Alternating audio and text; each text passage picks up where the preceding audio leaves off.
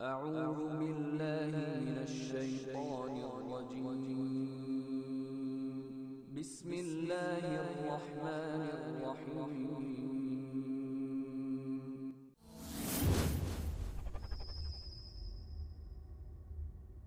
ایمان کا مطلب یہ ہے کہ تم ایمان لاؤ اللہ پر، اللہ کے فرشتوں پر، اللہ کی کتابوں پر، اللہ کے رسولوں پر، اور آخرت کے دن پر، اور تقدیر پر، چاہے اچھا ہو یا برا۔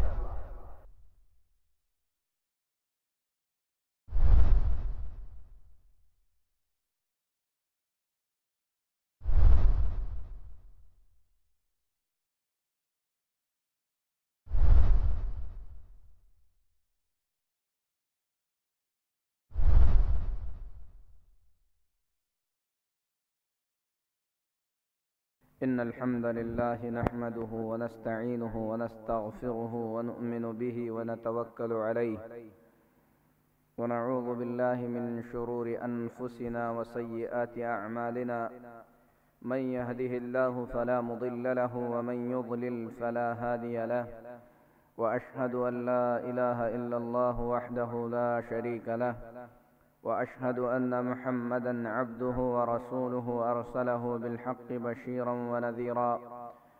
أما بعد، فإن أحسن الحديث كتاب الله، وخير الهدي هدي محمد صلى الله عليه وسلم، وشر الأمور محدثاتها، وكل محدثة بدعة، وكل بدعة ضلالة، وكل ضلالة في النار. يا أيها الذين آمنوا اتقوا الله حق تقاته ولا تموتن إلا وأنتم مسلمون. يا أيها الناس اتقوا ربكم الذي خلقكم من نفس واحدة، وخلق منها زوجها، وبث منهما رجالا كثيرا ونساء، واتقوا الله الذي تساءلون به والأرحام، إن الله كان عليكم رقيبا. يا أيها الذين آمنوا اتقوا الله وقولوا قولا سديدا يصلح لكم أعمالكم ويغفر لكم ذنوبكم، ومن يطع الله ورسوله فقد فاز فوزا عظيما. أما بعد، محترم اسلامی بھائیو،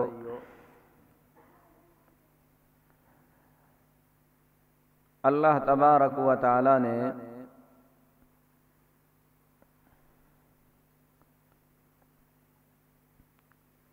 ہم تمام پر یہ بڑا فضل و کرم فرمایا ہے کہ اللہ رب العالمین نے ہم تمام کو ایسی مخلوق بنایا جس کے بارے میں اللہ نے خود فرمایا وَلَقَدْ كَرَّمْنَا بَنِي آدم، کہ ہم نے آدم کی اولاد کو عزت عطا فرمائی. تو انسان اللہ رب العالمین کی طرف سے عزت بخشی ہوئی مخلوق ہے. انسانوں میں سے یہ فضل ہم تمام پر خصوصی ہے کہ اللہ تبارک و تعالی نے ہم تمام کو محمد الرسول اللہ صلی اللہ علیہ وسلم کی امت بنایا ہے. انسانوں میں سے بھی ہم تمام کو اللہ رب العالمین نے محمد الرسول اللہ صلی اللہ علیہ وسلم کی مخلوق بنایا. یہ اللہ تبارک و تعالی کا ہم تمام پر خصوصی فضل ہے، کیونکہ محمد الرسول اللہ صلی اللہ علیہ وسلم کی امت دوسرے تمام انسانوں سے افضل ترین امت ہے. کنتم خیر امت اخرجت للناس تأمرون بالمعروف وتنہون عن المنکر وتؤمنون باللہ. تم بہترین امت ہو، لوگوں کی بھلائی کے لیے تمہیں پیدا کیا گیا ہے، تم لوگوں کو بھلائی کا حکم دیتے ہو اور برائی سے روکتے ہو اور اللہ پر ایمان رکھتے ہو۔ اللہ تبارک و تعالی نے ہم مومنوں پر جو احسان کیا اس میں سے ایک عظیم احسان یہ ہے کہ اللہ رب العالمین نے ہماری رشد و ہدایت کے لیے ہمیں سیدھے راستے پر چلانے کے لیے اپنی کتابوں میں سب سے بہترین کتاب قرآن کریم نازل فرمایا ہے۔ ایسی کتاب جس میں باطل کی آمیزش بالکل ناممکن ہے، باطل جس میں داخل ہی نہیں ہو سکتا، لا يأتيه الباطل من بين يديه ولا من خلفه تنزيل من حكيم عظيم، جس کے آگے پیچھے کسی بھی طرف سے باطل داخل نہیں ہو سکتا۔ تنزیل من حکیم حمید، قابل تعریف حکمت والے اللہ کی طرف سے اتاری گئی کتاب ہے۔ ایسی کتاب جس کی اللہ تبارک و تعالی نے کئی مرتبہ قسم کھائی ہے، قاف والقرآن المجید، قاف اور قسم ہے قرآن کی جو کہ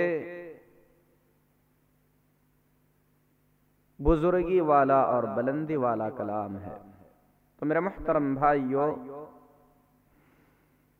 اللہ تبارک و تعالی نے ہم پر کئی انعامات کیے، انسان بنایا، یہ اللہ کی مہربانی ہے، محمد الرسول اللہ صلی اللہ علیہ وسلم کی امت بنایا، یہ اللہ کا خاص فضل ہے، قرآن جیسی عظیم کتاب اللہ نے عطا فرمایا، یہ اللہ تبارک و تعالی کا ایک اور خصوصی فضل ہے۔ یہ کتاب جو اللہ تبارک و تعالی نے اپنے نبی محمد الرسول اللہ صلی اللہ علیہ وسلم پر اتارا ہے، جو اللہ کی نعمتوں میں سب سے عظیم نعمت ہے، اس کتاب سے اگر حقیقت میں ہم لوگوں کو فائدہ اٹھانا ہے تو قرآن کریم کی بتائی گئی ہدایت اور تعلیم کے حساب سے ہم کو کچھ ایسی صفتیں اپنانی پڑیں گی، ہمیں کچھ ایسے کام کرنے ہوں گے جن کاموں کے کرنے سے ہم اس کتاب سے فائدہ اٹھانے کے قابل بنیں گے، ورنہ یہ کتاب قرآن کریم جس طریقے سے سیدھا راستہ دکھانے والی کتاب ہے، جس طریقے سے اس کتاب سے اللہ تبارک و تعالی بھٹکے ہوئے انسانوں کو ہدایت کا راستہ دکھاتا ہے، بالکل اسی کتاب سے اللہ تبارک و تعالی بہت سوں کو گمراہ بھی کرتا ہے۔ یضل بہ من یشاء ویہدی بہ من یشاء، اللہ اس کے ذریعے جسے چاہتا ہے ہدایت سے نوازتا ہے اور جسے چاہتا ہے سیدھے راستے سے ہٹا دیتا ہے۔ یہ کتاب اہل ایمان کے لیے، مومنوں کے لیے اللہ کی طرف سے سیدھا راستہ دکھانے والی کتاب ہے، بالکل اسی طریقے سے کافروں کے بارے میں اللہ نے فرمایا وَهُوَ عَلَيْهِمْ عَمَى، یہ کتاب ان کے لیے اندھے پن میں زیادتی کا باعث بنتی ہے، یعنی ان کی گمراہی اس کتاب سے اور بڑھا دی جاتی ہے۔ اللہ سے دعا ہے کہ اللہ ہمیں اس کتاب سے حقیقی فائدہ اٹھانے والا بنائے۔ اللہ تعالی ہمارے اندر وہ صفتیں پیدا فرمائے جنہیں اپنا کر ہم اس کتاب سے فائدہ اٹھانے والے بن سکتے ہیں۔ تو میرے محترم بھائیو، وہ کون سی خوبیاں ہیں، وہ کون سی صفتیں ہیں جنہیں اپنا کر انسان اس کتاب سے فائدہ اٹھانے والا بن سکتا ہے؟ اگر قرآن کریم کی ابتدائی آیات کا ہم مطالعہ کریں گے، قرآن کریم کی ابتدائی آیتوں کو ہم پڑھیں گے، تو اللہ تبارک و تعالی اس کتاب سے فائدہ اٹھانے والوں کی کچھ صفتیں بیان کرتا ہے۔ اللہ رب العالمین فرماتا ہے: اعوذ باللہ السمیع العلیم من الشیطان الرجیم، بسم اللہ الرحمن الرحیم، الف لام میم، ذالک الکتاب لا ریب فیہ ھدی للمتقین۔ الف لام میم، یہ کتاب، اس میں کوئی شک نہیں ہے، یعنی اس میں کوئی شک نہیں ہے کہ یہ کتاب اللہ کی طرف سے اتاری گئی کتاب ہے۔ اس کے اندر جتنی باتیں بتائی گئی ہیں وہ ساری کی ساری باتیں حقیقت پر مبنی ہیں، ان میں سے کوئی بات شک کے قابل نہیں ہے۔ ھدی للمتقین، یہ کتاب ہدایت ہے، یہ کتاب رہنمائی ہے، یہ کتاب سیدھا راستہ دکھانے والی ہے۔ کس کے لیے؟ للمتقین، متقیوں کے لیے، پرہیزگاروں کے لیے۔ اگر اس کتاب سے فائدہ اٹھانا ہے تو متقی بننا ہے، اس کتاب سے فائدہ اٹھانا ہے تو تقوی اپنے اندر پیدا کرنا ہے، تقوی والے بننا ہے۔ تقوی والے کون ہیں، ان کی کیا نشانیاں ہیں، ان کی کیا صفتیں ہیں، آگے اللہ نے بیان فرمایا: الذین یؤمنون بالغیب، جو کہ غیب پر ایمان رکھتے ہیں، ویقیمون الصلاۃ، نماز قائم کرتے ہیں، ومما رزقناہم ینفقون، جو کچھ ہم نے عطا کیا ہے اس میں سے خرچ کرتے ہیں، والذین یؤمنون بما انزل الیک، اور وہ لوگ، یعنی یہ سب متقیوں کی صفتیں ہیں، غیب پر ایمان رکھنا، نماز قائم کرنا، اللہ کے دیے ہوئے رزق میں سے خرچ کرنا۔ والذین یؤمنون بما انزل الیک، اے محمد صلی اللہ علیہ وسلم، وہ لوگ جو کہ ایمان رکھتے ہیں ان تمام باتوں پر جو آپ پر اتاری گئی ہیں، وما انزل من قبلک، اور ان تمام باتوں پر بھی جو آپ سے پہلے پیغمبروں پر اتاری گئی تھی، وبالآخرۃ ہم یوقنون، اور آخرت پر یہی لوگ ایمان رکھنے والے ہیں، اولئک علی ھدی من ربہم واولئک ھم المفلحون، یہی لوگ آپ کے رب کی جانب سے ہدایت پر ہیں اور یہی لوگ حقیقت میں کامیاب ہونے والے ہیں۔ تو میرے محترم بھائیو، جو بات ہم نے اب تک کی ہے اس بات کا اگر خلاصہ کہا جائے تو قرآن اللہ تبارک و تعالی کی نعمتوں میں سے سب سے عظیم ترین نعمت ہے جو اللہ تعالی نے ہم انسانوں کو عطا فرمائی ہے۔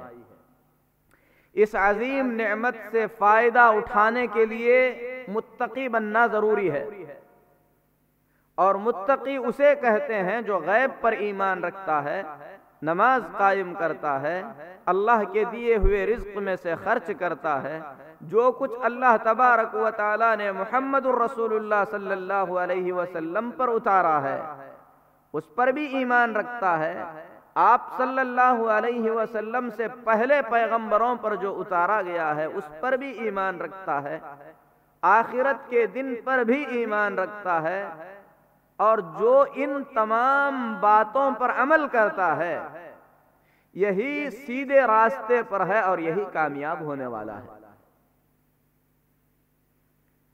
جس کے اندر یہ صفتیں نہیں ہیں، جس میں یہ باتیں نہیں ہیں، ایسا آدمی اس کتاب سے فائدہ نہیں اٹھا سکتا۔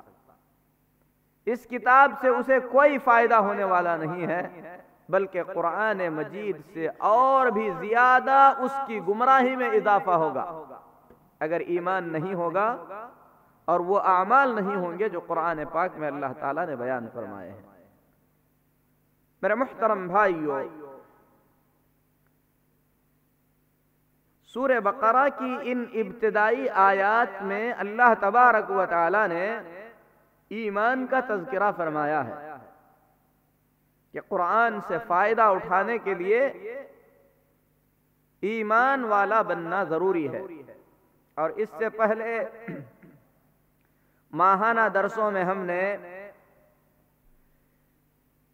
اللہ تبارک و تعالی پر ایمان، اللہ کے فرشتوں پر ایمان کے بارے میں تفصیل کے ساتھ بیان کر دیا ہے۔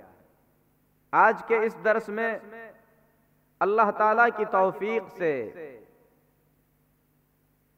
اللہ کی کتابوں پر ایمان کا کیا معنی ہے، کیا مطلب ہے، اللہ کی کتابوں پر کس طریقے سے ایمان لایا جائے، یہ بات بیان کرنے کی کوشش کی جائے گی۔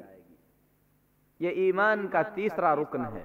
اللہ کی کتابوں پر ایمان لانا ایمان کا تیسرا رکن ہے۔ اسی سورۃ البقرہ کی درمیانی آیات میں اللہ رب العالمین فرماتا ہے قولوا آمنا۔ اسی سورۃ البقرہ کی آخری آیات میں اللہ تبارک و تعالی فرماتا ہے آمن الرسول بما انزل الیہ من ربہ والمؤمنون کل آمن باللہ وملائکتہ وکتبہ ورسلہ۔ رسول ایمان لاتے ہیں ان تمام باتوں پر جو کہ اللہ تبارک و تعالی نے ان پر اتارا ہے۔ سب کے سب ایمان رکھتے ہیں اللہ پر، اللہ کے ملائکہ یعنی فرشتوں پر، اللہ کی کتابوں پر اور اللہ کے رسولوں پر۔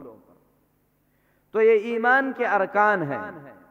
اور حدیث جبریل، جس حدیث میں جبریل علیہ السلام رسول اللہ صلی اللہ علیہ وسلم کے پاس آئے اور آ کر انہوں نے رسول اللہ صلی اللہ علیہ وسلم سے ایمان کے بارے میں پوچھا، کہا اخبرنی عن الایمان، مجھے بتائیے کہ ایمان کسے کہتے ہیں؟ تو نبی کریم صلی اللہ علیہ وسلم نے ایمان کا مطلب بتلاتے ہوئے فرمایا ان تؤمن باللہ وملائکتہ وکتبہ ورسلہ۔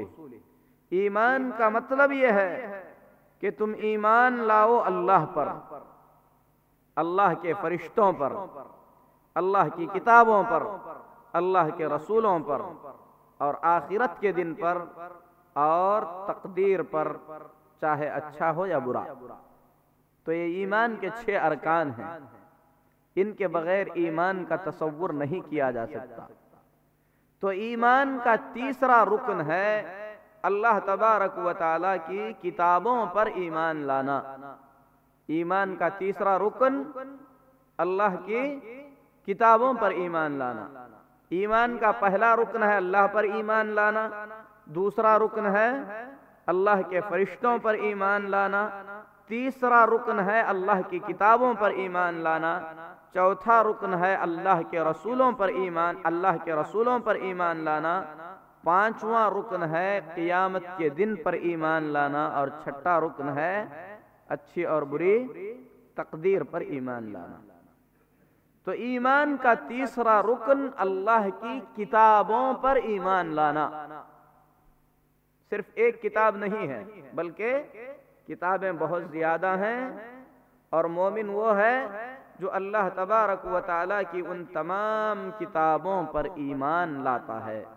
قرآن پاک میں اللہ رب العالمین فرماتا ہے فَلِذَلِكَ فَادْعُ وَاسْتَقِمْ، اور اسی لیے آپ دعوت دیجئے اور ثابت قدمی کے ساتھ جمے رہیے، کما امرتا، بالکل اسی طریقے سے جس طریقے سے آپ کو ثابت قدمی کے ساتھ رہنے کا حکم دیا گیا ہے۔ وَلَا تَتَّبِعْ أَهْوَاءَهُمْ، اور آپ ان کے خواہشات کی پیروی نہ کیجئے۔ وَقُلْ، اور فرما دیجئے، آمنت بما انزل اللہ من کتاب، میں ان تمام کتابوں پر ایمان لاتا ہوں جو اللہ تبارک و تعالی نے اتارا ہے۔ اللہ رب العالمین اپنے نبی صلی اللہ علیہ وسلم کو حکم فرما رہا ہے، وَقُلْ آمَنْتُ بِمَا أَنزَلَ اللَّهُ مِنْ کتاب، جو بھی کتاب اللہ نے اتارا ہے اس کتاب پر مجھے ایمان ہے۔ اور ابھی سورۃ البقرہ کی ابتدائی آیات میں ہم نے بتلایا، اللہ نے متقیوں کی صفت بیان کرتے ہوئے فرمایا، وَالَّذِينَ يُؤْمِنُونَ بِمَا أُنزِلَ إِلَيْكَ وَمَا أُنزِلَ مِن قَبْلِكَ، جو ایمان لاتے ہیں ان تمام باتوں پر جو ہم نے اے محمد صلی اللہ علیہ وسلم آپ پر اتاری ہیں اور آپ سے پہلے پیغمبروں پر اتاری ہیں۔ اور سورہ بقرہ میں اللہ تبارک و تعالی نے فرمایا، قولوا آمنا باللہ وما انزل الینا وما انزل الى ابراہیم واسماعیل واسحاق ویعقوب والاسباط وما اوتی موسیٰ وعیسیٰ وما اوتی النبیون من ربهم لا نفرق بین احد منہم ونحن له مسلمون۔ آپ کہہ دیجئے ہم اللہ پر ایمان لاتے ہیں، ان تمام باتوں پر ایمان لاتے ہیں جو اللہ نے ابراہیم علیہ السلام پر اتاری ہیں، اسماعیل علیہ السلام پر اتاری ہیں، اور اسباط پر اتاری ہیں، موسیٰ اور عیسیٰ علیہ السلام پر اتاری ہیں۔ ہم ان تمام انبیاء پر اتاری گئی باتوں میں سے کسی بھی بات میں تفریق نہیں کرتے، ان تمام پر ہم ایمان لاتے ہیں اور اسے قبول کر لیتے ہیں۔ تو ہم مومنوں سے اللہ کی طرف سے اس بات کا مطالبہ ہے کہ ہم ان تمام باتوں پر ایمان لائیں جو باتیں اللہ رب العالمین نے محمد الرسول اللہ صلی اللہ علیہ وسلم پر اتاری ہیں، اسی طریقے سے محمد الرسول اللہ صلی اللہ علیہ وسلم سے پہلے پیغمبروں پر اللہ تعالیٰ نے اتاری ہیں۔ کتابوں پر ایمان کا مطلب کیا ہے؟ کتابوں پر ایمان کا مطلب ہے کہ ہم ان تمام باتوں پر ایمان لائیں جو اللہ تبارک و تعالیٰ نے محمد الرسول اللہ صلی اللہ علیہ وسلم اور محمد الرسول اللہ صلی اللہ علیہ وسلم سے پہلے بھیجے گئے تمام پیغمبروں پر اپنی وحی کے ذریعے اللہ نے اتارا تھا۔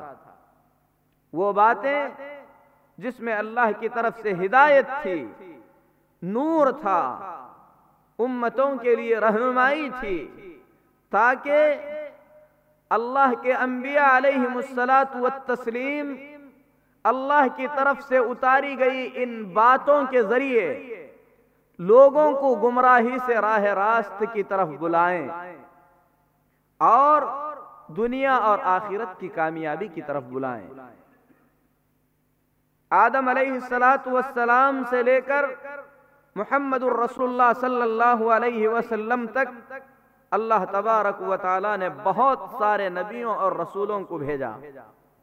ان نبیوں اور رسولوں میں سے بہت سارے نبیوں کو اللہ تبارک و تعالی نے کتابوں سے نوازا، جن میں سے کچھ کتابیں ایسی ہیں جن کا تذکرہ اللہ تعالی نے قرآن پاک میں فرمایا، اور بہت ساری کتابیں ایسی ہیں جن کتابوں کا ذکر اللہ رب العالمین نے قرآن پاک میں نہیں کیا۔ لیکن مومنوں پر ضروری ہے کہ جو کچھ بھی اللہ نے اتارا ہے اجمالی طور پر ان تمام پر ایمان لائیں کہ اللہ نے جو بھی اپنے نبیوں کو بتلایا تھا وہ سب کا سب اللہ کی طرف سے حق تھا، اس میں سچائی تھی، ہدایت اور نور تھا جسے اللہ کے نبیوں نے اپنی امتوں تک پہنچایا۔ ان کتابوں میں سے کچھ کتابیں ایسی ہیں جن کتابوں کا اللہ تبارک و تعالی نے خصوصیت سے تذکرہ فرمایا۔ ان میں سے ایک کتاب تورات ہے جسے اللہ تبارک و تعالی نے اللہ کے نبی حضرت موسیٰ علیہ السلام پر اتارا۔ قرآن کریم کی کئی آیتوں میں اللہ تعالیٰ نے اس کتاب کا ذکر فرمایا ہے۔ اللہ فرماتا ہے اِنَّا أَنزَلْنَا التَّوْرَاةَ فِيهِ هُدًى وَنُورٌ، ہم نے تورات اتاری جس کے اندر ہدایت اور نور تھا۔ يَحْكُمُ بِهَا النَّبِيُّونَ الَّذِينَ أَسْلَمُوا، جس سے اللہ کے انبیاء علیہم الصلاۃ والتسلیم فیصلہ کیا کرتے تھے۔ دوسرے مقام پر اللہ فرماتا ہے وَكَيْفَ يُحَكِّمُونَكَ وَعِنْدَهُمُ التَّوْرَاةُ، اے محمد صلی اللہ علیہ وسلم، یہ یہودی آپ کو اپنے معاملوں میں فیصلہ کرنے والا کیسے تسلیم کر لیں گے جبکہ ان کے پاس تورات بھی ہے؟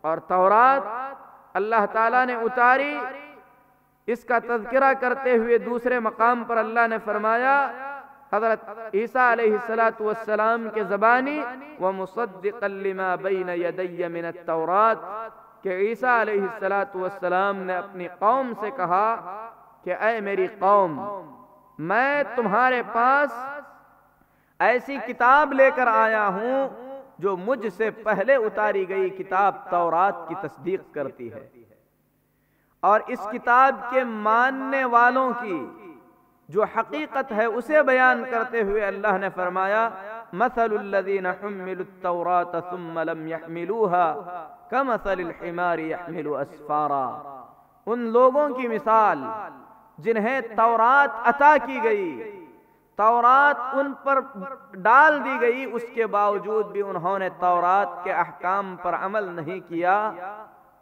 اس گدھے کے مانند ہے جس پر کتابیں لاد دی گئی ہیں لیکن وہ ان کتابوں سے کوئی فائدہ نہیں اٹھاتا ہے۔ تو اللہ تبارک و تعالی نے قرآن کریم کے کئی مقامات پر تورات کا ذکر فرمایا ہے۔ تورات کے بعد تقریباً 400 سال کے بعد تاریخی روایات کے مطابق اللہ رب العالمین نے اپنے نبی حضرت داؤد علیہ السلام پر زبور اتارا تھا، جس کا ذکر کرتے ہوئے اللہ نے فرمایا وَآتَيْنَا دَاؤُودَ زَبُورًا، ہم نے داؤد علیہ السلام کو زبور سے نوازا، زبور عطا فرمایا۔ اور اللہ تبارک و تعالی دوسرے مقام پر زبور کا تذکرہ کرتے ہوئے فرماتا ہے وَلَقَدْ كَتَبْنَا فِي الزَّبُورِ مِن بَعْدِ الذِّكْرِ أَنَّ الْأَرْضَ يَرِثُهَا عِبَادِيَ الصَّالِحُونَ، ہم نے زبور میں ذکر کے بعد یہ بات لکھ دی ہے کہ اس زمین پر انہی کو ہم وارث بنائیں گے جو کہ صلاح اور تقوی والے ہوں گے، نیک ہوں گے۔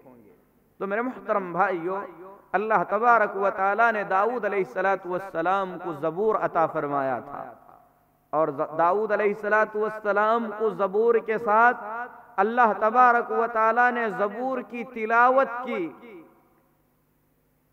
ایسی مٹھاس عطا کیا تھا، جب داؤد علیہ السلام زبور کی تلاوت کرتے تو پرندے پر مارے بغیر آسمان میں داؤد علیہ السلام کی تلاوت کو سنتے رہتے تھے۔ پہاڑ بھی حضرت داؤد علیہ السلام کی آواز اور زبور کی تلاوت سے جھوم جاتے تھے۔ پھر اس کے بعد اللہ تبارک و تعالی نے عیسیٰ علیہ السلام کو انجیل سے نوازا، عیسیٰ علیہ السلام کو انجیل دی گئی وَآتَيْنَاهُ الْإِنجِيلِ، ہم نے عیسیٰ علیہ السلام کو انجیل عطا فرمائی۔ اور دوسرے مقام پر اللہ نے فرمایا وَلْيَحْكُمْ أَهْلُ الْإِنجِيلِ بِمَا أَنزَلَ اللَّهُ فِيهِ، انجیل والوں کو چاہیے کہ اللہ نے انجیل میں جو احکام نازل کیے ہیں اس کے مطابق فیصلہ کریں۔ عیسیٰ علیہ السلام کی تعریف کرتے ہوئے اللہ نے فرمایا وَيُعَلِّمُهُ الْكِتَابَ وَالْحِكْمَةَ وَالتَّوْرَاةَ وَالْإِنجِيلِ، کہ اللہ تبارک و تعالی عیسیٰ علیہ السلام کو کتاب اور حکمت کی تعلیم دیا، اور اللہ رب العالمین نے آپ کو تورات اور انجیل کا علم بھی عطا فرمایا۔ اور ابراہیم علیہ السلام یہودی نہیں تھے، نصرانی نہیں تھے۔ اس حقیقت کو بیان کرتے ہوئے اللہ نے انجیل کا ذکر کرتے ہوئے فرمایا وَمَا أُنزِلَتِ التَّوْرَاةُ وَالْإِنجِيلُ إِلَّا مِن بَعْدِهِ، تورات اور انجیل تو ابراہیم علیہ السلام کے بعد اتاری گئی کتابیں ہیں، اور نصرانی اسے کہتے ہیں جو انجیل کو مانتا ہے، یہودی اسے کہتے ہیں جو تورات کو مانتا ہے۔ تو تورات اور انجیل اگر ابراہیم علیہ السلام کے بعد اتاری گئی ہیں تو پھر یہودیوں کا یہ کہنا کہ ابراہیم علیہ السلام یہودی تھے، نصارہ کا یہ کہنا کہ عیسیٰ علیہ السلام نصرانی تھے، بے بنیاد ہے، کیونکہ تورات و انجیل ابراہیم علیہ السلام کے بعد اتاری گئی ہیں۔ تو میرے محترم بھائیو، ان آیات میں اللہ تبارک و تعالی نے تورات، انجیل اور زبور ان تینوں کتابوں کا تذکرہ فرمایا ہے۔ یہ بات مسلم ہے کہ یہ ساری کی ساری کتابیں، تورات، زبور، انجیل، اللہ کی طرف سے اتاری گئی کتابیں تھیں، جن میں اللہ تبارک و تعالیٰ کی جانب سے بھٹکے ہوئے انسانوں کے لیے ہدایت کا راستہ تھا، نور تھا اللہ کی طرف سے، حق کے فیصلے تھے جو اللہ تبارک و تعالیٰ نے اتارے تھے۔ یہ کتابیں آپس میں ایک دوسرے کی تصدیق کرنے والی کتابیں تھیں، ان میں سے کوئی بھی کتاب کسی بھی کتاب کو جھٹلاتی نہیں تھی۔ اللہ نے اس حقیقت کو بیان کرتے ہوئے فرمایا وَمُصَدِّقًا لِمَا بَيْنَ يَدَيْهِ مِنَ التَّوْرَاتِ، انجیل وہ کتاب ہے جو کہ اس سے پہلے اتاری گئی کتاب تورات کی تصدیق کرنے کے لیے آئی تھی۔ اور قرآن کریم کی حقیقت اور پچھلے کتابوں کی تصدیق کو بیان کرتے ہوئے اللہ فرماتا ہے وَمُصَدِّقًا لِمَا بَيْنَ يَدَيْهِ مِنَ الْكِتَابِ، کہ قرآن کریم اس سے پہلی اتاری گئی تمام آسمانی کتابوں کی سچائی کو بیان کرنے کے لیے، ان کی تصدیق کرنے کے لیے آیا ہے، وَمُهَيْمِنًا عَلَيْهِ، اور ان تمام کتابوں پر فیصل اور حاکم بن کر آیا ہے۔ تو میرے محترم بھائیو، اللہ نے جتنی بھی کتابیں اتاری ہیں وہ ساری کی ساری کتابیں ایک دوسرے کی سچائی بیان کرتی ہیں، ان میں سے کوئی بھی کتاب کسی بھی کتاب کو جھٹلاتی نہیں ہے، کیونکہ وہ سب کے سب ایک اللہ کی طرف سے اتاری گئی کتابیں تھیں، اور ان کتابوں کے اندر کسی بھی طریقے کا حقیقت میں کوئی اختلاف نہیں تھا۔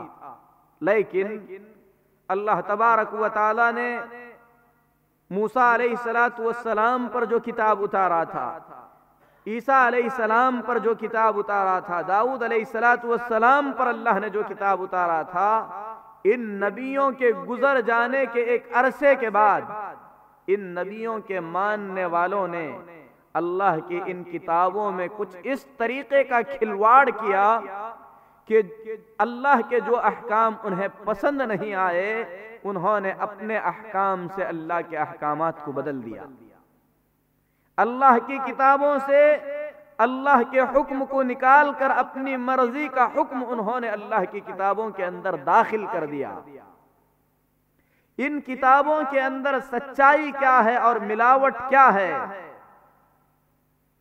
اس چیز کا اندازہ بعد میں آنے والوں کے لیے ناممکن ہو گیا، اور اللہ تبارک و تعالی نے ان تمام کتابوں کو منسوخ کر کے اپنی آخری کتاب قرآن مجید محمد الرسول اللہ صلی اللہ علیہ وسلم پر نازل فرمایا۔ قرآن کریم کے نازل ہونے کے بعد پچھلی جتنی آسمانی کتابیں تھیں وہ تمام کی تمام آسمانی کتابیں منسوخ کر دی گئیں، یعنی عمل کے قابل نہیں رہی۔ صرف قرآن کریم ایک واحد کتاب ایسی باقی رہ گئی جو عمل کے قابل تھی۔ پچھلی کتابوں کے اندر تبدیلی ممکن تھی، کتاب کے ماننے والے اللہ کے حکم کو اس جگہ سے ہٹا کر اپنا حکم اس کتاب میں داخل کرنے میں کامیاب ہو گئے تھے، کیونکہ اللہ تبارک و تعالی نے پچھلی کتابوں کی حفاظت کی ذمہ داری نہیں لی تھی۔ لیکن قرآن کریم کو نازل کرنے کے بعد اللہ تبارک و تعالی نے اعلان فرما دیا انا نحن نزلنا الذکر وانا له لحافظون کہ ہم نے قرآن کریم کو نازل کیا ہے اور قرآن کریم کی حفاظت کی ذمہ داری بھی ہماری ہے۔ لیکن جو پچھلی کتابیں ہیں ان کتابوں کے بارے میں محمد الرسول اللہ صلی اللہ علیہ وسلم نے فرمایا حدثوا عن بنی اسرائیل ولا حرج، اہل کتاب کی جو کتابیں ہیں تورات اور انجیل، ان کتابوں میں سے اگر تم کو کچھ بیان کرنے کی ضرورت پڑے تو بیان کرو، اس میں کوئی مضائقہ نہیں ہے، لیکن کوئی ایسی بات نہ ہو جو قرآن اور حدیث سے ٹکرانے والی ہو۔ اسی لیے نبی کریم صلی اللہ علیہ وسلم نے بیان کرنے کی اجازت تو دے دی، یہ حدیث بخاری شریف میں ہے، لیکن مسند احمد کی حسن حدیث ہے، اس میں نبی کریم صلی اللہ علیہ وسلم نے بیان کرنے کے ساتھ ساتھ اس بیان کی جانے والی بات کے بارے میں ایک مومن کا کیا عقیدہ ہونا چاہیے وہ بھی بیان کرتے ہوئے فرمایا اذا حدثکم اہل الکتاب فلا تصدقوہم ولا تکذبوہم، جب اہل کتاب اپنی کتاب تورات اور انجیل سے کوئی بات تمہیں بیان کریں تو اس بات کو سچا بھی مت سمجھو، اس بات کو جھٹلاؤ بھی نہیں، کیونکہ ہمیں یہ معلوم نہیں ہے کہ جو بات بیان کی جا رہی ہے وہ حقیقت میں اللہ کی طرف سے اتاری گئی بات ہے یا لوگوں نے جو اس میں داخل کیا تھا وہ بات ہے۔ اگر ہم انکار کریں گے تو ہو سکتا ہے انجانے میں کسی ایسی چیز کا انکار کر بیٹھیں جو حقیقت میں اللہ کی طرف سے اتاری ہوئی بات تھی۔ اگر تصدیق کر لیں گے تو ہو سکتا ہے کسی ایسی بات کو ہم مان رہے ہیں اور اللہ کی طرف منسوب کر رہے ہیں جو حقیقت میں اللہ کی طرف سے اتاری ہوئی بات نہیں ہے۔ اسی لیے اہل کتاب یعنی تورات اور انجیل سے اگر کوئی بات بیان ہوتی ہے تو نہ تو ہمیں اسے ماننا ہے اور نہ تو کھلے طور پر اس کا انکار کرنا ہے۔ تو میرے محترم بھائیوں، پچھلی کتابوں پر ایمان کے بارے میں صرف اتنا کہا جا سکتا ہے کہ اللہ تبارک و تعالی نے پچھلی امتوں میں بہت سارے انبیاء اور رسولوں کو بھیجا، ان نبیوں اور رسولوں میں سے بہت سارے نبیوں پر اللہ نے کتابیں نازل فرمائیں، جن میں سے 3 کتابوں کا اللہ نے خصوصیت سے ذکر فرمایا، تورات، زبور اور انجیل۔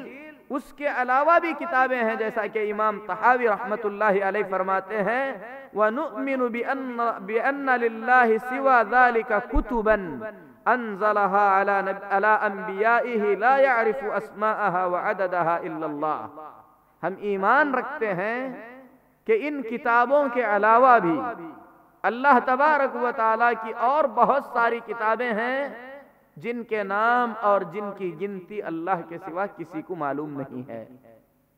یعنی صرف 3 ہی کتابیں نہیں ہیں، اور بھی کتابیں ہیں، لیکن وہ کون سی کتابیں ہیں ان کتابوں کا ذکر نہیں ہے۔ اسی لیے ہم اجمالی طور پر یہ ایمان رکھتے ہیں کہ اللہ نے جو بھی اتارا تھا وہ حق تھا۔ 3 کتابوں کا نام قرآن کریم میں موجود ہے، اس کے علاوہ بھی کتابیں ہیں جن کی گنتی اور جن کی تعداد کو اللہ کے سوا کوئی جانتا نہیں ہے۔ لیکن ان 3 کتابوں کے سوا قرآن کریم میں اللہ تبارک و تعالی نے کچھ چھوٹی چھوٹی کتابوں کا تذکرہ فرمایا ہے، اور ان کتابوں کو اللہ تعالیٰ نے ابراہیم علیہ السلام اور موسیٰ علیہ السلام کی طرف منسوب فرمایا، جیسا کہ اللہ تعالیٰ نے سورہ اعلیٰ کے آخر میں فرمایا صحف ابراہیم و موسیٰ، ابراہیم اور موسیٰ علیہ السلام کو دیے گئے صحیفے یعنی چھوٹی کتابیں۔ تو اس آیت کریمہ سے یہ پتہ چلتا ہے کہ ابراہیم علیہ السلام کو صحیفے دیے گئے تھے، موسیٰ علیہ السلام کو صحیفے دیے گئے تھے جو کہ تورات کے علاوہ تھے، اور دوسرے انبیاء کو بھی اللہ تبارک و تعالی نے کتابیں عطا کیا، لیکن ان کا ذکر نہیں ہے۔ یہاں پر ایک انتہائی ضروری بات ہے، اور وہ خصوصاً ہم لوگوں سے متعلق ہے۔ بہت سارے لوگ کھلے طور پر یہ کہتے ہیں کہ وید آسمانی کتاب ہے، بھگوت گیتا آسمانی کتاب ہے۔ اس طریقے کا دعویٰ کرنا درست نہیں ہے، صحیح نہیں ہے۔ ہو سکتا ہے اس کتاب کے اندر اللہ کی توحید کی باتیں ہوں گی، ہو سکتا ہے ان کتابوں میں محمد الرسول اللہ صلی اللہ علیہ وسلم کی بشارتیں ہوں گی، لیکن یقین کے ساتھ یہ کہنا کہ وید اللہ کی کتاب ہے یا بھگوت گیتا اللہ کی کتاب ہے یا آسمانی کتاب ہے، یہ بات بغیر دلیل کے ہے۔ ہو سکتا ہے کسی آسمانی کتاب کی کوئی باتیں اس میں داخل کی گئی ہوں، ہو سکتا ہے کسی آسمانی کتاب کا ترجمہ ہو، یا ہو سکتا ہے، لیکن ہم یقین سے نہیں کہہ سکتے کہ وہ آسمانی کتاب ہے۔ جن کتابوں کو آسمانی کتاب کہا گیا، جن کا نام وضاحت کے ساتھ قرآن میں آیا، اس پر ایمان لانا ہے۔ جن کتابوں کا نام وضاحت کے ساتھ نہیں آیا ہے، ہم یقین اور دعوے کے ساتھ یہ نہیں کہہ سکتے کہ وہ اللہ کی کتاب ہے، اور اللہ کی طرف کسی بھی ایسی کتاب کو منسوب کرنا جس کی نسبت کتاب و سنت میں موجود نہیں ہے، درست نہیں ہے۔ تورات، زبور، انجیل، ابراہیم علیہ السلام کے صحیفے، موسیٰ علیہ السلام کے صحیفے، یہ 5 چیزیں ایسی ہیں جو قرآن کریم سے ثابت ہیں کہ آسمانی کتابیں ہیں۔ ان کتابوں کے علاوہ بہت ساری کتابیں ہو سکتی ہیں، لیکن کسی بھی کتاب کا خصوصیت سے نام نہیں ہے۔ ان تمام کتابوں کے بعد اللہ تبارک و تعالی نے قرآن کریم نازل فرمایا۔ قرآن کریم کے نازل ہونے کے بعد وہ ساری کتابیں جو اللہ رب العالمین نے دوسرے انبیاء علیہم الصلاۃ والتسلیم پر اتاری تھیں، منسوخ کر دی گئیں، یعنی اب ان کتابوں کے پڑھنے کا کوئی فائدہ نہیں ہے۔ ان کتابوں سے نہ مسئلے مسائل بیان کیے جا سکتے ہیں، نہ ان کتابوں کی کسی بات کو مانا جا سکتا ہے، نہ انکار کیا جا سکتا ہے۔ اور یہ چیز مسند احمد کی صحیح حدیث سے ثابت ہے کہ تورات، زبور، انجیل، قرآن کریم، یہ چاروں کتابیں رمضان المبارک کے مہینے میں اتاری گئی تھی۔ یہ چاروں کتابیں رمضان المبارک کے مہینے میں اتاری گئی تھیں۔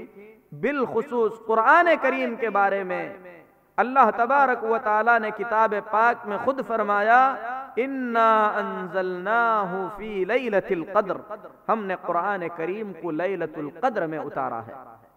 قرآن کریم کے بہت سارے نام ہیں، ان میں سے مشہور اور معروف نام جس سے یہ عظیم کتاب جانی جاتی ہے قرآن مجید ہے۔ اللہ تبارک و تعالی فرماتا ہے، شہر رمضان الذی انزل فیہ القرآن، رمضان کا وہ مہینہ ہے جس میں قرآن نازل کیا گیا ہے۔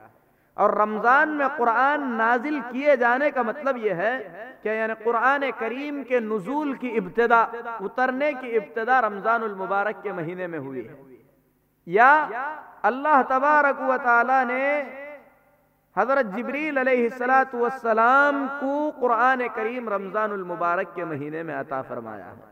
پھر اس کے بعد تھوڑا تھوڑا کر کے یہ قرآن کریم 23 سال کے عرصے میں محمد الرسول اللہ صلی اللہ علیہ وسلم پر اتارا گیا ہے۔ قرآن کریم کے بہت سارے نام ہیں، اور کسی بھی چیز کے زیادہ نام ہونا اس چیز کے عظمت کی دلیل ہے۔ جنت کے بہت سے نام ہیں، اللہ کے بہت سارے نام ہیں، محمد صلی اللہ علیہ وسلم کے بہت سارے نام ہیں، یہ اس چیز کے عظیم اور بڑے ہونے کی دلیل ہے۔ اسی طریقے سے قرآن کریم کے بھی بہت سارے نام ہیں۔ ایک تو قرآن ہے، جیسا کہ ہم نے قرآن کی آیت سے بیان کیا، اسی طریقے سے قرآن کریم کا ایک نام الفرقان ہے۔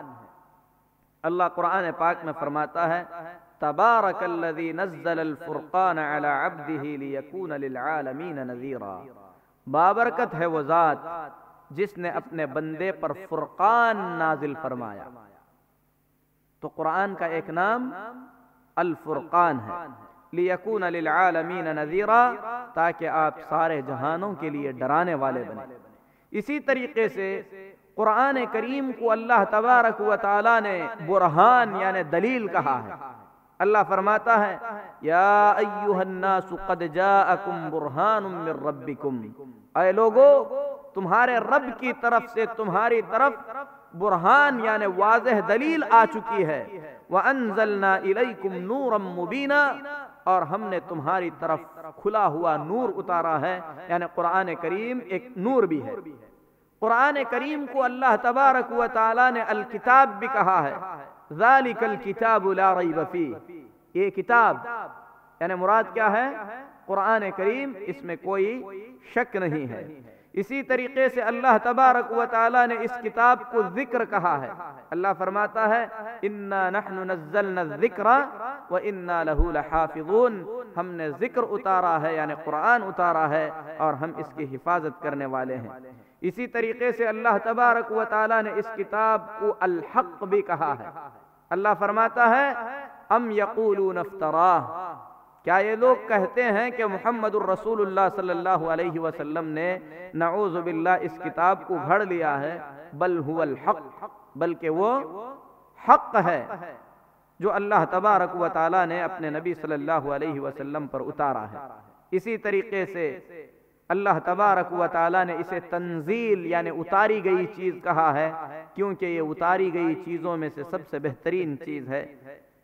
قرآن کریم کے اس کے علاوہ بھی اور بہت سارے نام ہیں جو اللہ تبارک و تعالی نے اس کتاب عظیم کو عطا فرمائے ہیں۔ یہ کتاب اللہ تبارک و تعالی نے اتار کر ایسے ہی چھوڑ نہیں دیا، بلکہ اس کتاب کے اتارنے کے ساتھ ساتھ اللہ تبارک و تعالی نے اس کتاب کا خصوصی اہتمام بھی فرمایا۔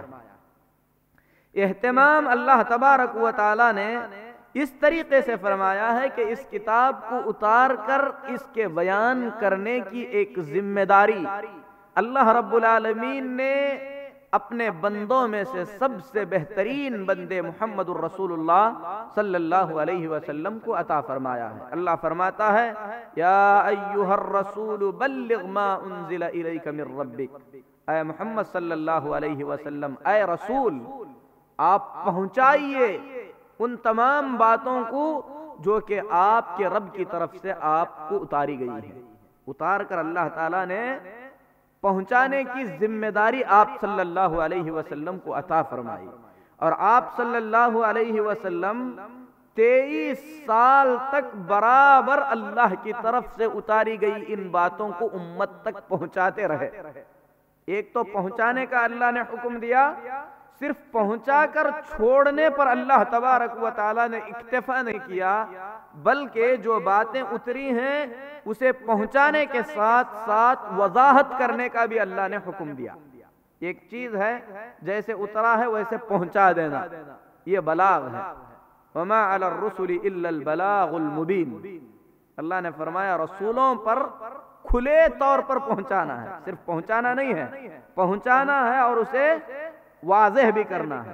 تو محمد الرسول اللہ صلی اللہ علیہ وسلم کو اللہ نے اس آیت میں حکم دیا بلغ ما انزل الیک من ربک، آپ کے رب کی طرف سے آپ کی طرف جو اتارا گیا ہے آپ اسے پہنچائیے۔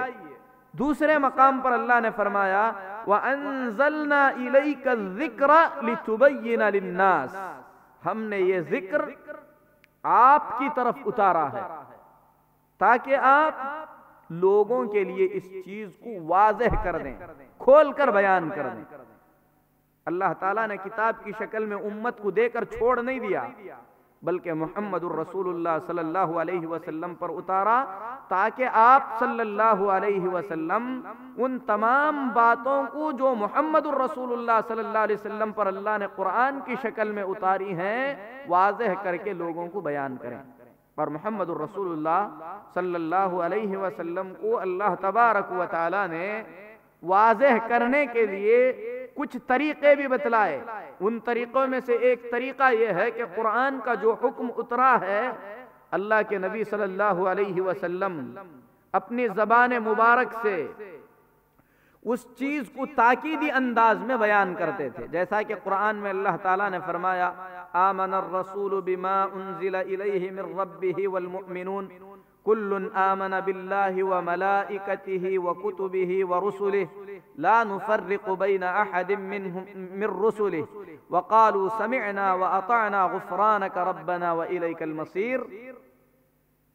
اس آیت میں اللہ تعالیٰ نے محمد الرسول اللہ صلی اللہ علیہ وسلم کو آگاہ فرمایا کہ رسول اور مؤمنین اللہ پر، اللہ کے رسولوں پر، اللہ کی کتابوں پر اور اسی طریقے سے قیامت کے دن پر ایمان رکھتے ہیں۔ اس چیز کو نبی کریم صلی اللہ علیہ وسلم نے جبریل کی حدیث میں اور بھی واضح کر کے بیان فرمایا کہ ایمان کا مطلب یہ ہے کہ اللہ پر ایمان لاؤ، اللہ کے فرشتوں پر ایمان لاؤ، اللہ کی کتابوں پر ایمان لاؤ، اللہ کے رسولوں پر ایمان لاؤ، قیامت پر ایمان لاؤ، تقدیر پر ایمان لاؤ۔ یعنی جو قرآن میں آیا ہے، نبی کریم صلی اللہ علیہ وسلم اور بھی وضاحت کے ساتھ اپنی زبان مبارک سے اس کی شرح کرتے تھے۔ اسی طریقے سے اللہ رب العالمین نے قرآن پاک میں محمد الرسول اللہ صلی اللہ علیہ وسلم سے فرمایا ان الصلاۃ کانت علی المؤمنین کتابا موقوتا، کہ نماز مومنوں پر مقررہ وقت میں فرض کی گئی ہے۔ نبی کریم صلی اللہ علیہ وسلم نے اسی حکم کو تاکیدی طور پر بیان کرتے ہوئے فرمایا بنی الاسلام علی خمس شہادت ان لا الہ الا اللہ وان محمد الرسول اللہ واقام الصلاۃ۔ نماز کی بنیاد 5 چیزوں پر رکھی گئی ہے۔ توحید کے بعد آپ نے نماز کا تذکرہ فرمایا۔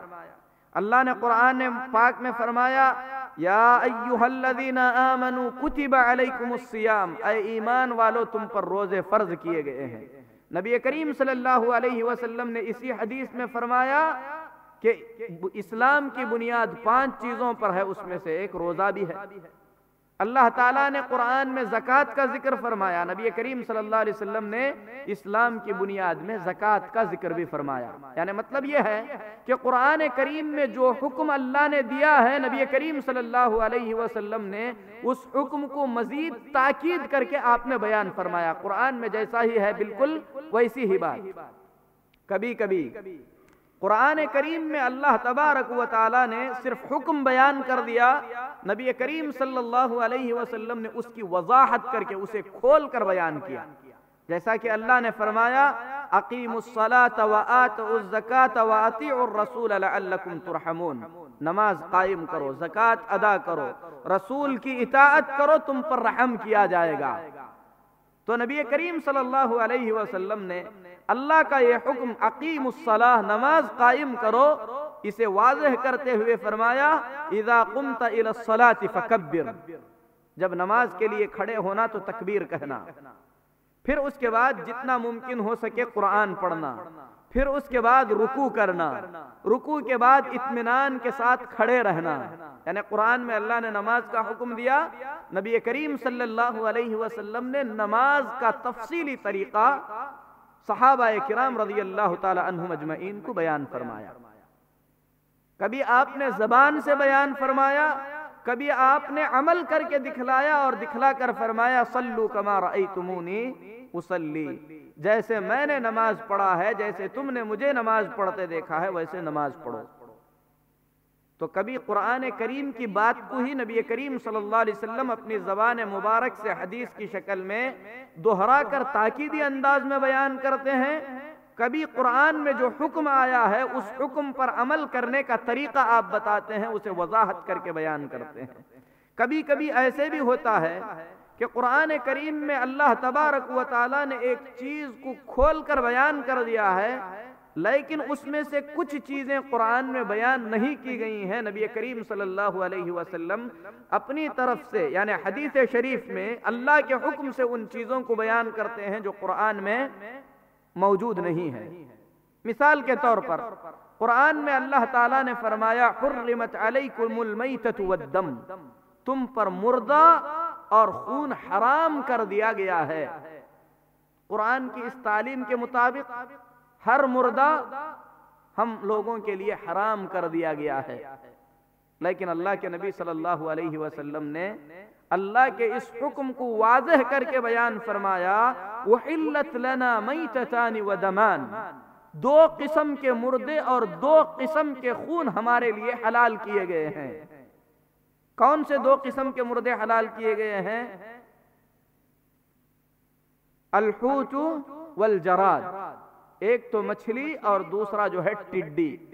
مچھلی مردہ بھی پکڑ لیں آپ کھا سکتے ہیں، کوئی غیر مسلم بھی شکار کرے آپ کھا سکتے ہیں، اسے ذبح نہیں کیا جاتا ہے۔ اسی طریقے سے ٹڈی، جبکہ قرآن میں اللہ نے اسے بیان نہیں کیا، لیکن نبی کریم صلی اللہ علیہ وسلم کو ذمہ داری دی گئی تھی کہ قرآن کی بات کو آپ واضح کر کے بیان کریں، تو نبی کریم صلی اللہ علیہ وسلم نے بیان فرمایا مردہ حرام ہے، لیکن مردوں میں سے کچھ مردے اللہ نے حلال کیے ہیں، ان میں سے ایک مچھلی ہے اور دوسرا جو ہے ٹڈی ہے۔ اسی طریقے سے اللہ تعالیٰ نے خون کو حرام فرما دیا، کہا کہ خون حرام ہے، آپ خون نہیں کھا سکتے۔ نبی کریم صلی اللہ علیہ وسلم نے وضاحت فرمائی کہ کلیجی اور تلی حقیقت میں خون ہے، لیکن اللہ نے اسے ہمارے لیے حلال کر دیا ہے، اور یہ مسند احمد کی جو ہے صحیح روایت ہے۔ اسی طریقے سے نکاحوں کو بیان کرتے ہوئے اللہ رب العالمین نے فرمایا دو بہنوں کو ایک ساتھ آدمی اپنے نکاح میں نہیں رکھ سکتا، جو پہلے ہوتا تھا ہو گیا، اب کسی کو اجازت نہیں ہے کہ دو بہنوں کو ایک ساتھ اپنے نکاح میں رکھے۔ اللہ کے نبی صلی اللہ علیہ وسلم نے اور بھی وضاحت فرمائی کہ جس طریقے سے دو بہنیں ایک آدمی کے نکاح میں ایک ساتھ نہیں رہ سکتی، اسی طریقے سے خالہ اور بھانجی کو ایک ساتھ نکاح میں نہیں رکھا جا سکتا، پھوپھی اور بھتیجی کو ایک ساتھ نکاح میں نہیں رکھا جا سکتا۔ قرآن میں اللہ تبارک و تعالیٰ نے ایک حکم بیان کیا، اللہ کے نبی صلی اللہ علیہ وسلم نے اس سے کچھ زیادہ باتیں بیان فرمائیں جو قرآن کریم میں موجود نہیں ہیں۔ کبھی کبھی اللہ تبارک و تعالیٰ نے قرآن کریم کے اندر ایک چیز کو مطلق بیان کر دیا ہے۔ مثلا اللہ تبارک و تعالیٰ نے فرمایا السارق والسارقۃ فاقطعوا ایدیہما، چوری کرنے والا مرد اور عورت ان دونوں کا ہاتھ کاٹ دو، جزاء بما کسبا، ان کے اس کرتوت کے بدلے میں نکالا من اللہ، اللہ کی طرف سے سزا کے طور پر، واللہ عزیز حکیم، اللہ تبارک و تعالی زبردست حکمت والا ہے۔ اس آیت میں اللہ نے حکم دیا کہ اگر مرد اور عورت کوئی بھی چوری کرے تو اس کا ہاتھ کاٹیں۔ کہاں تک کاٹیں؟ ہاتھ کلائی تک بھی ہو سکتا ہے، ہاتھ کوہنی تک بھی ہو سکتا ہے، اور ہاتھ بغل تک بھی ہو سکتا ہے۔ کہاں تک کاٹا جائے؟ قرآن میں اسے واضح نہیں کیا گیا۔ اس چیز کو واضح کرنے کی ذمہ داری محمد الرسول اللہ صلی اللہ علیہ وسلم کی تھی، تو محمد الرسول اللہ صلی اللہ علیہ وسلم نے بیان فرمایا کہ اس کا بایاں ہاتھ کاٹا جائے گا اور کلائی تک کاٹا جائے گا، دایاں ہاتھ نہیں بلکہ بایاں ہاتھ۔ تو یہ وضاحت کہاں آئی؟ حدیث شریف میں آئی۔ تو قرآن اللہ کی طرف سے اتارا گیا، نبی کریم صلی اللہ علیہ وسلم کو پہنچانے کی ذمہ داری دی گئی، لیکن پہنچانے کے ساتھ ساتھ وضاحت کرنے کی بھی اللہ تبارک و تعالی نے ذمہ داری عطا فرمائی۔ اسی طریقے سے قرآن کریم کے اندر جو احکام بیان کیے گئے ہیں، اللہ کے نبی صلی اللہ علیہ وسلم نے بیان کرتے ہوئے کچھ ایسے احکام بھی بیان فرمائے جن کا ذکر قرآن میں موجود ہی نہیں ہے، لیکن یہ قرآن کی وضاحت، قرآن کی تفسیر اور قرآن کا بیان ہے۔ جس طریقے سے قرآن کو ماننا ضروری ہے، اسی طریقے سے نبی کریم صلی اللہ علیہ وسلم نے جو بیان کیا ہے اسے بھی ماننا ضروری ہے۔ قرآن کا انکار کرنے سے جیسے آدمی کافر ہو جاتا ہے، اسی طریقے سے محمد الرسول اللہ صلی اللہ علیہ وسلم کی وضاحت کو انکار کرنے سے بھی آدمی کافر ہو جاتا ہے۔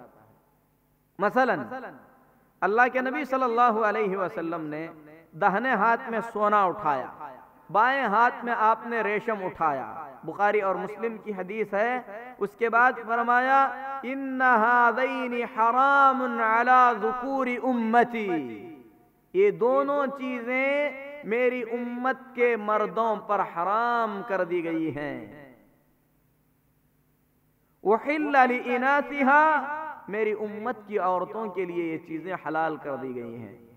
قرآن میں اس کا ذکر ہی نہیں ہے، لیکن نبی کریم صلی اللہ علیہ وسلم نے وضاحت فرمائی، واضح طور پر بیان کیا۔ اسی طریقے سے نبی کریم صلی اللہ علیہ وسلم نے فرمایا کہ میں تمہیں گھریلو گدھے کا گوشت کھانے سے منع کرتا ہوں۔ قرآن میں اسے بیان نہیں کیا گیا، تو یہ قرآن کریم کی وضاحت ہے۔ تو اللہ تبارک و تعالی نے محمد الرسول اللہ صلی اللہ علیہ وسلم پر صرف قرآن کریم ہی نہیں اتارا ہے، بلکہ قرآن کریم کے ساتھ ساتھ قرآن کریم کی وضاحت اور قرآن کریم کا بیان بھی اللہ نے اتارا ہے، اور اسی وضاحت اور اسی بیان کو سنت یا حدیث کہا جاتا ہے۔ جس طریقے سے قرآن کریم پر ایمان لانا ضروری ہے، اسی طریقے سے محمد الرسول اللہ صلی اللہ علیہ وسلم کی اس وضاحت، اس بیان اور اس سنت پر بھی ایمان لانا ضروری ہے۔ قرآن کریم کی کسی آیت کا انکار کرنے والا جس طریقے سے کافر ہو جاتا ہے، رسول اکرم صلی اللہ علیہ وسلم کی سنت کے ثابت ہو جانے کے بعد یہ مانتے ہوئے بھی کہ یہ حدیث ثابت ہے، اگر آدمی یہ کہے کہ میں اسے نہیں مانتا، وہ آدمی کافر ہو جاتا ہے۔ اور اللہ کے نبی صلی اللہ علیہ وسلم اسی خطرے سے ڈراتے ہوئے فرماتے ہیں، الا انی اوتیت الکتاب ومثلہ معہ، مجھے کتاب دی گئی ہے اور اسی جیسی ایک چیز بھی مجھے عطا کی گئی ہے۔ دوسری حدیث میں آپ نے فرمایا، الا انی اوتیت القرآن ومثلہ معہ، غور سے سنو کہ مجھے قرآن دیا گیا ہے اور اسی جیسی ایک چیز بھی عطا کی گئی ہے۔ الا یوشک رجل شبعان علی اریکتہ یقول علیکم بالقرآن، ہو سکتا ہے ایک پیٹ بھرا آدمی اپنے بیٹھنے کی جگہ مسند پر ٹیک لگا کر بیٹھا رہے، پھر اس کے بعد کہے علیکم بالقرآن، تمہارے لیے قرآن کافی ہے۔ فما وجدتم فیہ من حلال فاحلوہ، قرآن میں جتنا حلال ہے اتنا حلال سمجھو۔ وما وجدتم فیہ من حرام فحرموہ، اور قرآن میں جتنا حرام ہے بس اتنا حرام سمجھو۔ تو اللہ کے نبی صلی اللہ علیہ وسلم فرماتے ہیں، الا لا یحل لکم الحمار الاہلی، اچھے سے سنو، گھریلو گدھے کا گوشت کھانا تمہارے لیے حلال نہیں ہے، اور یہ چیز قرآن میں نہیں ہے۔ ولا کل ذی ناب من السبع، اور اسی طریقے سے درندوں میں سے کونچلیوں والے درندے تمہارے لیے حرام ہیں، اور یہ بھی قرآن میں نہیں ہے۔ دوسری روایت میں نبی کریم صلی اللہ علیہ وسلم نے فرمایا، الا انما حرم رسول اللہ صلی اللہ علیہ وسلم کما حرمہ اللہ، جو چیز رسول صلی اللہ علیہ وسلم نے تم پر حرام کیا ہے وہ بالکل اسی طریقے سے ہے جس طریقے سے اللہ تبارک و تعالی نے حرام فرمایا ہے۔ تو میرے محترم بھائیو، قرآن اللہ کی کتاب ہے، سنت رسول صلی اللہ علیہ وسلم، نبی کریم صلی اللہ علیہ وسلم کی باتیں ہیں۔ مقام اور مرتبے کے اعتبار سے قرآن اللہ کا کلام افضل ترین کتاب، اس کی تلاوت سے اجر و ثواب ملتا ہے، لیکن عمل کے اعتبار سے، غور سے سنیں، عمل کے اعتبار سے قرآن اور حدیث میں کوئی فرق نہیں ہے۔ عمل کے اعتبار سے قرآن اور حدیث میں کوئی فرق نہیں ہے۔ مقام اور مرتبے کے اعتبار سے قرآن اللہ کا کلام افضل ترین کتاب، اس کی تلاوت میں اجر و ثواب، لیکن ایمان کے اعتبار سے، عمل کے اعتبار سے قرآن اور حدیث میں کوئی فرق نہیں ہے۔ حدیث میں آئے ہوئے حکم کا اسلام میں وہی درجہ ہے جو درجہ قرآن کریم کے آیتوں میں جو ہے آئے ہوئے حکم کا ہے، کیونکہ دونوں چیزیں اللہ کی طرف سے آئی ہیں۔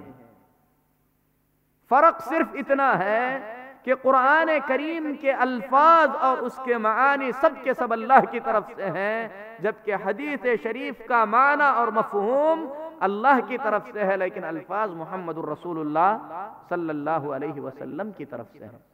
حکم حدیث میں ہو یا قرآن میں، دونوں حکم کس کے ہیں؟ اللہ کے ہیں۔ محمد صلی اللہ علیہ وسلم اپنی مرضی سے کسی چیز کو حلال یا حرام نہیں کرتے، بلکہ اللہ کے حکم کے مطابق حلال اور حرام کرتے ہیں۔ وحی کی کئی قسمیں ہیں، انہی قسموں میں سے ایک قسم سنت اور حدیث بھی ہے۔ وحی کا مطلب اللہ کی طرف سے محمد صلی اللہ علیہ وسلم کو جو میسج ملتا ہے، جو پیغام ملتا ہے، وہ وحی ہے۔ قرآن اللہ کی طرف سے اتاری گئی وحی ہے، وہ اللہ کی باتیں ہیں، اللہ نے بات کیا ہے، وہی باتیں جبریل علیہ السلام نے سن کر محمد الرسول اللہ صلی اللہ علیہ وسلم کو سنایا اور یاد دلایا، انہی باتوں کو لکھا گیا، وہی اللہ کی کتاب قرآن کریم ہے۔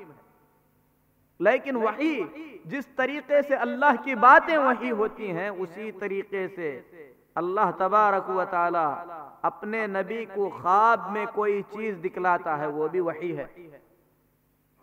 اللہ تبارک و تعالی فرما کر بول کر جو حکم دیتا ہے، اس حکم کا جو مقام ہے، اللہ تعالیٰ اپنے نبی کو خواب میں جو چیز دکھاتا ہے، اس کا بھی وہی مقام ہے۔ ابراہیم علیہ السلام کو اللہ تبارک و تعالیٰ نے حکم دیا کہ بیٹے کو ذبح کریں۔ کس طریقے سے حکم دیا اللہ نے؟ خواب میں دکھایا۔ قرآن میں اللہ فرماتا ہے کہ ابراہیم علیہ السلام نے اپنے بیٹے سے کہا، یا بنی انی ارا فی المنام انی اذبحک فانظر ماذا ترى، اے بیٹے میں خواب میں دیکھ رہا ہوں کہ تجھے ذبح کر رہا ہوں، میں کیا کروں؟ اللہ کے خلیل ابراہیم علیہ السلام نے خواب میں دیکھی ہوئی بات کو وہی درجہ دیا جو اللہ کا حکم ہے۔ اسی لیے بیٹے نے کیا کہا؟ یا ابت افعل ما تؤمر، اے ابا جان آپ کو جو حکم دیا جا رہا ہے، آپ اس حکم کو بجا لائیے۔ حکم کہاں ہوا تھا؟ خواب میں دیکھا تھا، لیکن خواب میں دیکھنا اللہ کے حکم کے برابر ہے، لیکن یہ نبیوں کے لیے خاص ہے، امتیوں کے لیے نہیں۔ اگر آپ دیکھیں گے اپنے بیٹے کو ذبح کرتے ہوئے تو جا کر ذبح نہیں کرنا، کیونکہ امت میں اس چیز کا حکم نہیں دیا گیا ہے، یہ نبی کے لیے خاص ہے۔ نبی کا خواب اللہ تعالیٰ کے حکم کا درجہ رکھتا ہے۔ تو کبھی وحی اللہ نبی کو خواب میں دکھاتا ہے، کبھی دل میں کوئی بات ڈال دیتا ہے۔ نبی صلی اللہ علیہ وسلم کے دل میں، نبیوں کے دلوں میں اللہ کی طرف سے جو بات ڈالی جاتی ہے وہ بھی وحی ہے۔ کبھی اللہ تبارک و تعالیٰ فرشتے کو بھیجتا ہے اور فرشتہ آ کر نبی کو کوئی بات سمجھا دیتا ہے، وہ بھی اللہ کے حکم کے برابر ہے۔ تو میرے محترم بھائیو، محمد الرسول اللہ صلی اللہ علیہ وسلم پر جو کچھ بھی اتارا گیا ہے، اس پر ایمان لانا ہم تمام امتیوں کے لیے ضروری ہے۔ اور محمد الرسول اللہ صلی اللہ علیہ وسلم پر کیا اتارا گیا ہے؟ قرآن کریم اتارا گیا ہے، اور قرآن کریم کے جیسی ایک اور چیز بھی اتاری گئی ہے جس کو سنت کہا جاتا ہے۔ تو جس طریقے سے عمل میں قرآن کا مقام ہے، اسی طریقے سے سنت کا مقام بھی ہے۔ اللہ کی کتابوں پر ایمان لانے کا اگر مختصر طور پر مفہوم بیان کیا جائے تو اس کا مفہوم یہ ہے کہ محمد الرسول اللہ صلی اللہ علیہ وسلم سے پہلے بہت سارے پیغمبر بھیجے گئے، اللہ نے ان پیغمبروں پر بہت سی کتابیں اتاری، ان کتابوں میں سے کچھ کتابوں کا اللہ نے نام لے کر ذکر فرمایا، جس میں سے تورات، زبور، انجیل، ابراہیم علیہ السلام کے صحیفے اور موسیٰ علیہ السلام کے صحیفے ہیں۔ وہ کتابیں اب اپنے اصلی حالت پر باقی نہیں رہیں، لوگوں نے اس کتاب کے اندر رد و بدل کر دیا۔ قرآن کریم کے نازل ہونے کے ساتھ ہی وہ ساری کی ساری کتابیں منسوخ کر دی گئیں، ان میں سے کوئی بھی کتاب اب عمل کے قابل نہیں ہے۔ لیکن اتنا ماننا ضروری ہے کہ تورات اللہ کی کتاب، زبور اللہ کی کتاب، انجیل اللہ کی کتاب، ابراہیم اور موسیٰ کو دیے گئے صحیفے اللہ کی کتابیں ہیں۔ اس کے علاوہ بھی کتابیں ہیں، لیکن کسی کتاب کے بارے میں ہم دعویٰ نہیں کر سکتے کہ یہ آسمانی کتاب ہے۔ جیسے وید اور دوسری کتابوں کے بارے میں ہم یقین سے نہیں کہہ سکتے کہ یہ آسمانی کتابیں ہیں۔ قرآن کریم اللہ کی آخری کتاب ہے، جیسے نازل ہوئی تھی ویسے ہی محفوظ ہے اور قیامت تک محفوظ رہے گی۔ اسے اللہ تبارک و تعالی نے محمد الرسول اللہ صلی اللہ علیہ وسلم پر 23 سال کے عرصے میں تھوڑا تھوڑا کر کے اتارا ہے۔ اس کتاب کو اتارنے کے بعد اللہ نے اس کتاب کو امت تک پہنچانے کا نبی صلی اللہ علیہ وسلم کو حکم دیا، پہنچانے کے ساتھ ساتھ اللہ نے وضاحت بھی کرنے کا حکم دیا۔ نبی کریم صلی اللہ علیہ وسلم نے قرآن کریم جیسا اترا تھا ویسا امت تک پہنچایا، اور ساتھ ہی ساتھ آپ نے اس کی وضاحت کی۔ قرآن کو اللہ کی کتاب مان کر اس کی ایک ایک آیت پر عمل کرنا امتیوں کے لیے ضروری ہے، اور جس طریقے سے قرآن پر ایمان لانا ضروری ہے اسی طریقے سے اس کے بیان پر بھی ایمان لانا ضروری ہے، اور اس کا بیان سنت اور حدیث کی شکل میں موجود ہے۔ قرآن کریم کی ایک آیت کا انکار آدمی کو اسلام سے خارج کر دیتا ہے، اسی طریقے سے رسول اللہ صلی اللہ علیہ وسلم کی صحیح حدیث ثابت ہو جانے کے بعد اگر کوئی آدمی انکار کرتا ہے تو اسلام کے دائرے سے خارج ہو جاتا ہے۔ قرآن اور حدیث عمل کے اعتبار سے دونوں میں کوئی فرق نہیں ہے، سب کا سب اللہ کا حکم ہے، سب پر ایمان اور عمل ضروری ہے۔ قرآن کریم کی تلاوت سے اجر و ثواب ہے، لیکن حدیث شریف کی تلاوت نہیں کی جاتی، اسے پڑھا اور سمجھا جاتا ہے۔ تو یہ مختصر سا مفہوم ہے اللہ کی کتابوں پر ایمان لانے کا۔ ہم اللہ سے دعا کرتے ہیں کہ اللہ تبارک و تعالی ہم تمام کے ایمان کو مضبوط فرمائے، کتاب و سنت پر اللہ عمل کرنے کی توفیق عطا فرمائے۔